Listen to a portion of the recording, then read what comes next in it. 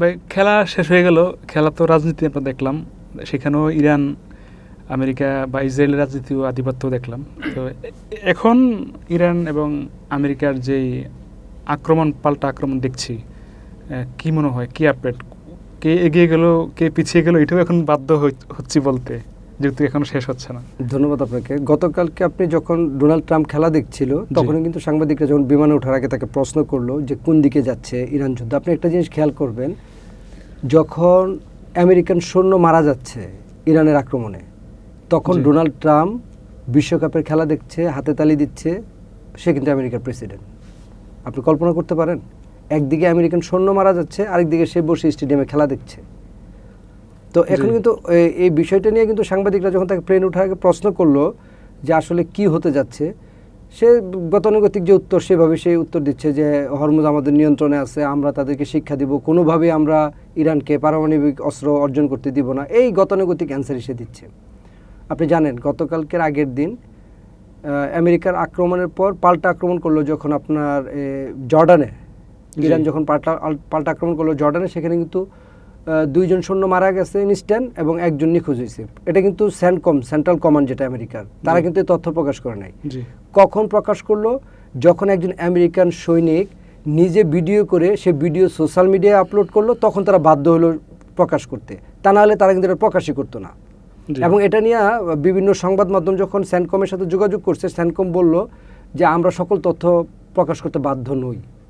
আপনি জানেন এই আক্রমণের আগে, এবং আপনি বলতে পারেন যে ভাই নাজমুল ভাই, এই আমেরিকান সৈন্যরা কেন এই ভিডিওটা সোশ্যাল মিডিয়াতে আপলোড করলো?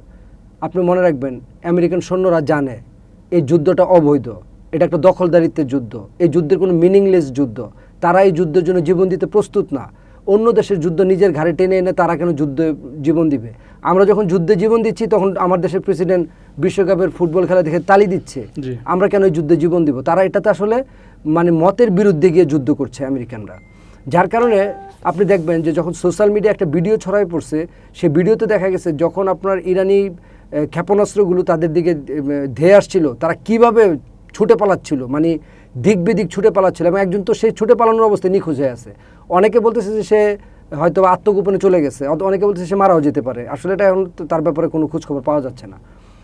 তারপরের দিনে আবার আরেকজন সৈন্য মারা গেল।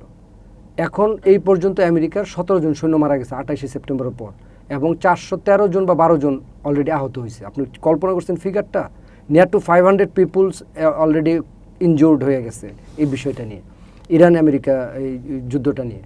সেখানে ইরান কিন্তু বারবারই বলতেছে তারা তাদের দেশ রক্ষায় যুদ্ধ করতেছে, তারা এটা প্রতিরোধ করতেছে, আর আমেরিকা কিন্তু আক্রমণের ভূমিকা রাখতেছে।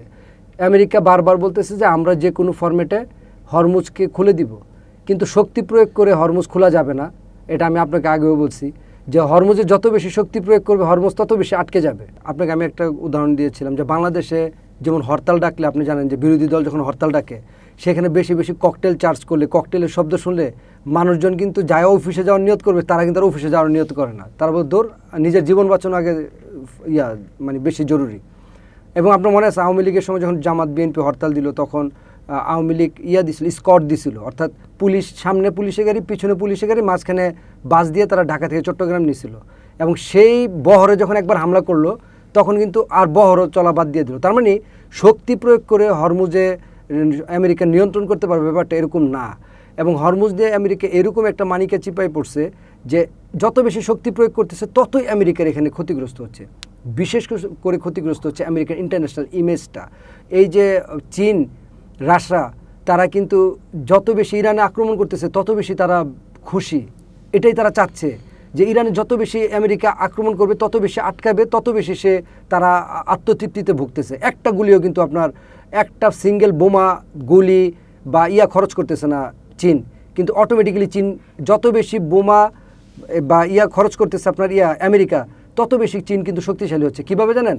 উত্তর কোরিয়া, দক্ষিণ কোরিয়া, তাইওয়ান, তারপরে হচ্ছে আপনার জাপান, তারা বুঝে যাচ্ছে যে আমেরিকার সাথে মিত্রতা গড়ে তুললেও লাভ নাই, কারণ আমেরিকার সাথে যারা মিত্রতা গড়ে তুলছে বরং তারা বেশি ক্ষতিগ্রস্ত হচ্ছে।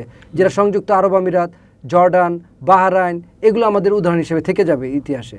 এবং এখন যত বেশি শক্তি প্রয়োগ করতেছে তত বেশি তেলের ক্রাইসিস তৈরি হচ্ছে। অলরেডি তেল $90 ব্যারেল ক্রস করে ফেলছে। আমেরিকার 28 দিনের মজুদ ছিল তেলের, আমরা একটা জানি যে আমেরিকান ডোনাল্ড ট্রাম্প নিজে সেটা স্বীকার করছে। তার মানে এখানে যত বেশি শক্তি প্রয়োগ করবে তত আপনি আমেরিকা এখানে আটকে যাচ্ছে। এবং আপনি দেখবেন এখন কিন্তু ইরান একটা নতুন কৌশল নিচ্ছে, তারা হরমুজে অ্যাটাক করতেছে না, তারা অ্যাটাক করতেছে জর্ডানে, ব্যাপকভাবে জর্ডানে হামলা করতেছে এবং জর্ডানেই কিন্তু আমেরিকান সৈন্যগুলো মারা যাচ্ছে। কেন জর্ডানে হামলা করতেছে আপনি জানেন হয়তো, ইন্টারন্যাশনাল নিউজগুলো পড়লে আপনি দেখবেন যে আমেরিকার যে ঘাঁটিগুলো আপনার মধ্যপ্রাচ্যে বিভিন্ন দেশে ছিল, বিশেষ করে আপনার এই ওমান, তারপর হচ্ছে সংযুক্ত আরব আমিরাত, সৌদি আরব বা বিভিন্ন দেশে যে ছিল, তারা এখন আর আমেরিকায় ঘাঁটি ব্যবহার করতে দিতে রাজি না। তারা বলছে তুমি আমার দেশ থেকে আক্রমণ করো, আমার দেশের লোক মরে, আমার দেশে পাল্টা আক্রমণ করে, আমি এটা তোমাকে দিব না। তার মানে সাইলেন্টলি তারা আমেরিকাকে বয়কট করছে। বাধ্য হয়ে আমেরিকার সকল ঘাঁটির জিনিসপত্র গুছায় তারা জর্ডান এবং ইসরায়েলের দিকে নিয়ে যাচ্ছে এবং ইরান ওই জর্ডানের উপরে এখন ভয়াবহ হামলা করতেছে, যাতে অন্য কোনো দেশ এটা থেকে শিক্ষা নেয় যে না, অন্য কোনো দেশে এই আমেরিকার ঘাঁটি রাখাটা আসলে বিপদ। এখন আপনি বলতে পারেন যে ভাই এই এত দেশে আক্রমণ করতেছে কিন্তু ইসরায়েলে আপনার ইরান আক্রমণ করতেছে না কেন? লম্বা সময় ধরে আপনি দেখছেন যে ইসরায়েলও ইরান আক্রমণ করতেছে না এবং ইরানও ইসরায়েল আক্রমণ করতেছে না। এর কারণ হচ্ছে দুইটা।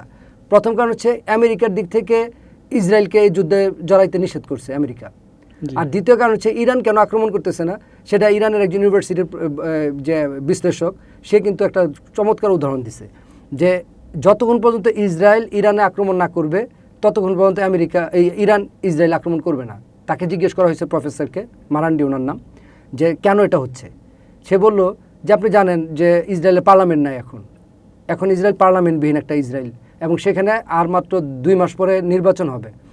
যদি ইরান ইসরায়েলে এই মুহূর্তে আক্রমণ করে তাহলে নেতানিয়াহুর পুরো দেশকে জানাবো, দেখো আমরা চুপচাপে ছিলাম, এই ইরান আমাদের উপর আগ্রাসন চালাইছে।